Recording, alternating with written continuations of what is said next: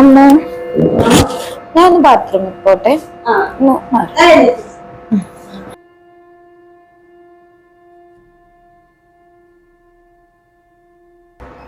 അമ്മ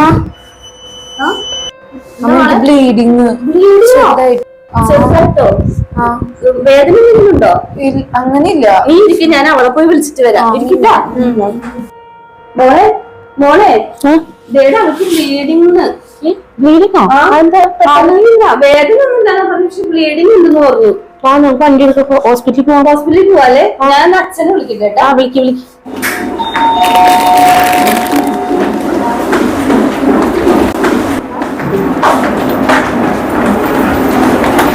എന്ത് പറ്റി? ബ്ലീഡിങ് ആണോ? ഒരു മിനിറ്റ്, ഞാനിതൊന്ന് തുറക്കാം. എപ്പോ തുടങ്ങി ബ്ലീഡിങ്? ഇപ്പൊ നൈറ്റ് ഞാൻ ബാത്റൂമിൽ പോയതാണ്, അപ്പോ കണ്ടതാ. വിളിച്ചിട്ടുണ്ടോ? കിടക്കൂട്ടോ.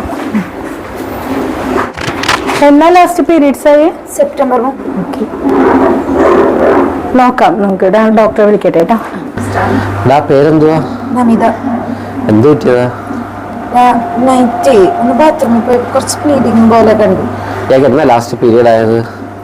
സെപ്റ്റംബർ 30. ഇതിന് മുന്നേ അതിനുശേഷം കാർഡ് ഇട്ട് നോക്കി പോസിറ്റീവ് ആയി. ഡോക്ടർ വല്ലതും കണ്ടായിരുന്നു ഇയാള്? ഇല്ല, കണ്ടിട്ടില്ല. ആദ്യത്തെയാ? ഇതിന് മുന്നേ സ്പോട്ടിങ്ങോ ബ്ലീഡിങ്ങോ സ്കാൻ ചെയ്തിട്ടില്ല? ഒന്നുമില്ല. വേറെ പറയത്തക്ക അസുഖങ്ങളോ അങ്ങനെ ഒന്നുമില്ല. ആദ്യമായിട്ട് ഇപ്പഴാ ബ്ലീഡിങ് കണ്ടതല്ലേ? അത് കുറച്ചേ പോയുള്ളൂ അതോ കഷ്ണം കണക്കെല്ലാം പോയോ? വളരെ കുറച്ചേ പോയിട്ടുള്ളൂ. ഓക്കെ, നമുക്കൊരു കാര്യം ചെയ്യാം. നമുക്ക് ഇപ്പോൾ ഒന്ന് സ്കാൻ ചെയ്ത് നോക്കാം. ഒരു 30 സെപ്റ്റംബർ 30 എന്ന് പറയുമ്പോൾ ഏകദേശം 2 മാസം ആവാറായില്ലേ? നമുക്കൊരു 7-8 ആഴ്ചയൊക്കെ ആകുമ്പോൾ സ്കാനിങ് കാണേണ്ടതാണ്. നമുക്കിപ്പോൾ ഒന്ന് സ്കാൻ ചെയ്ത് നോക്കാം. നോക്കിയിട്ട് എങ്ങനെയുണ്ടോ നോക്കിയിട്ട് ഞാൻ അയാളുടെ പറയാം. ഞാൻ ചിലപ്പോൾ വയറിൽ കൂടെയും സ്കാൻ ചെയ്ത് നോക്കും, ചിലപ്പം വജൈനയിൽ കൂടെ സ്കാൻ ചെയ്ത് നോക്കും. വജൈനയിൽ കൂടെ സ്കാൻ ചെയ്ത് നോക്കുമ്പോൾ കുറച്ചും കൂടെ നമുക്ക് വൃത്തിയായിട്ട് അറിയാൻ പറ്റുന്നത്. പെയിനോ കാര്യങ്ങളോ ഒന്നും ഉണ്ടാകത്തൊന്നുമില്ല. ഇയാൾ റിലാക്സ് ചെയ്ത് കിടന്നാൽ മതി, ബലം പിടിക്കാതിരുന്നാൽ മതി. ബലം പിടിക്കുമ്പോഴെപ്പോഴും വേദനയും കാര്യങ്ങളൊക്കെ ഉണ്ടാകുന്നത്. റിലാക്സ് ചെയ്ത് കിടക്കുക, ഒന്നുമില്ല. ഒരു 5 മിനിറ്റ്സ് ഞാൻ പറയാം, കുഴപ്പമൊന്നും കാണില്ല കേട്ടോ. ശരി.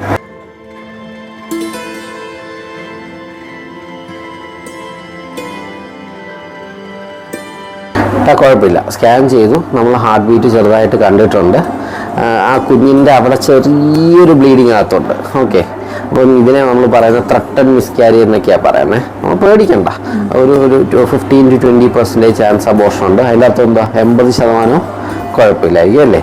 ഒന്ന് റെസ്റ്റൊക്കെ എടുക്കുക. വലിയ ഭാരമുള്ള ജോലികളൊന്നും ചെയ്യേണ്ട, സമാധാനമായിട്ടിരിക്കുക. ഇന്ന് നമുക്ക് കിടന്ന് നാളെ നമുക്ക് വീട്ടിൽ പോവാം. ഞാൻ കുറച്ച് മെഡിസിൻ കൂടെ തരാം. Okay, bye. കിടന്നുറങ്ങിക്കോ, രാത്രിയല്ലേ, കിടന്നുറങ്ങിക്കോ.